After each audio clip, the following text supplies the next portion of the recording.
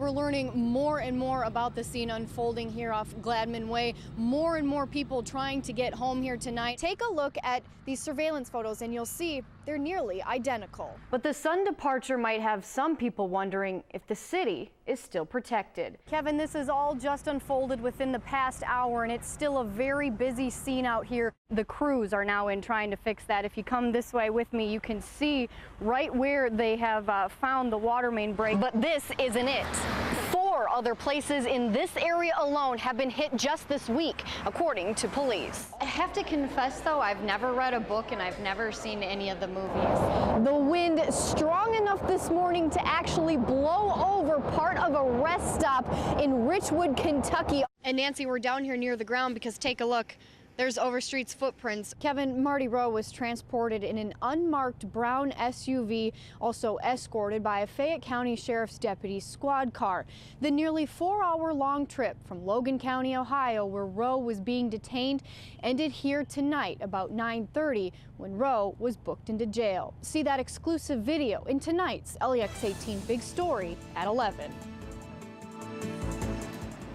Accused killer Marty Rowe returned to Kentucky in the back of an SUV, followed by a Fayette County Sheriff's deputy. Sometime after 5:30, Logan County, Ohio jail officials released him to deputies here. That move finalized after a Wednesday court appearance. The judge forced to send him back to the Bluegrass after a governor's warrant was issued last week. Rowe was arrested in Ohio in September, shortly after Lexington police said he murdered a dermatologist on the 1st of that month. Officers found Dr. Martha Post's body in her van outside her office. The popular doctor had been shot. Court documents say Rowe worked for Post but was fired because of his drinking problem. The known drifter will face murder, tampering with evidence, and harassing communication charges now that he's back where local authorities say he belongs. And as for Dr. Martha Post's family, they released this quote to LEX 18 this week. Quote, "Our family has been deeply moved by the outpouring of support from the community through the past months." End quote. Kevin Price's burned out truck was found nearly 2 years ago. His body 19 days later in a remote area. He and his grandma were especially close, and Whitaker hopes with the community's cooperation, one day there will be justice for Kevin. That's the LEX 18 Big Story at 11.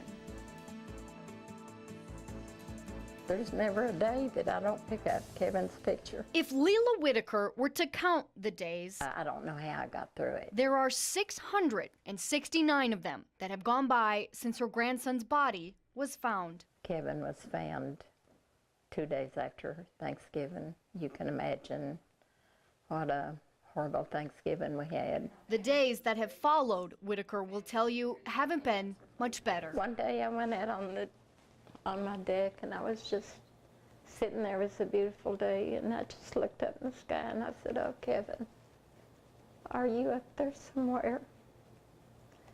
And it was like I felt his hand on my shoulder. And he said, "I'm right here, Granny."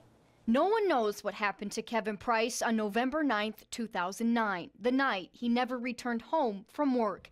His burned-out truck was found, but his body not for another 19 days in a brush pile off Strawberry Road. You know, we'll never get over that. And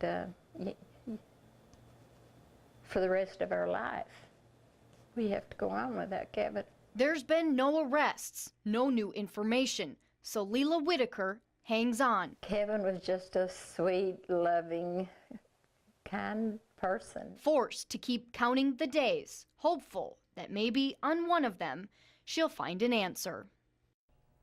And since his murder, Kevin's family has worked tirelessly to get answers, from talking to the media to posting flyers and renting billboards. There's also a reward, which as of last year was $35,000 for the person with information that can help investigators arrest and convict anyone responsible.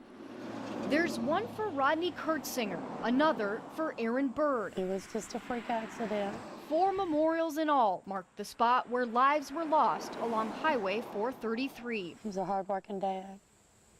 And he loved his kids and he loved his family. Joyce Lewis's son died there too this morning. He was a very hard-working dad. Richie Lewis worked maintenance for Calumet Farm and was headed there, Mom said, when the car he was driving collided with a cow. He went off the road and hit a tree into the creek, and the car engulfed in flames. That fire too much for Lewis's father, who was just minutes behind his son in another car. His dad was there and tried to get him out, but he couldn't get into the car. The 27-year-old leaves behind a 1, 2, and 3-year-old. I mean, they've lost a great dad. Who just gave up his life insurance. I've lost a great son. Some $88 a month, Joyce said, to instead put toward paying for the attorney who is fighting to get Lewis full custody of his kids. We're going to need all the help we can for those children. Whose daddy will forever be remembered now with the rest. Nancy, we first told you about Ireland Kids 6 months ago. Since then, her community has stepped up to make sure Ireland gets the help she needs. Now they wait to see if a special treatment will do the trick. This place isn't meant for the faint of heart. It's chaotic, noisy, and busy. In fact, nearly 22,000 people fly in and out of northern Kentucky's airport every day. And I was freaking out when I was thinking, oh my gosh, we're really gonna have to board this airplane. On Friday, that includes Candace Kidd, husband Anthony, and daughter Ireland. I'm better now, I'm just more excited. The family is leaving their Rowan County home for 21 days on a 30-hour flight with 7 suitcases and some $50,000.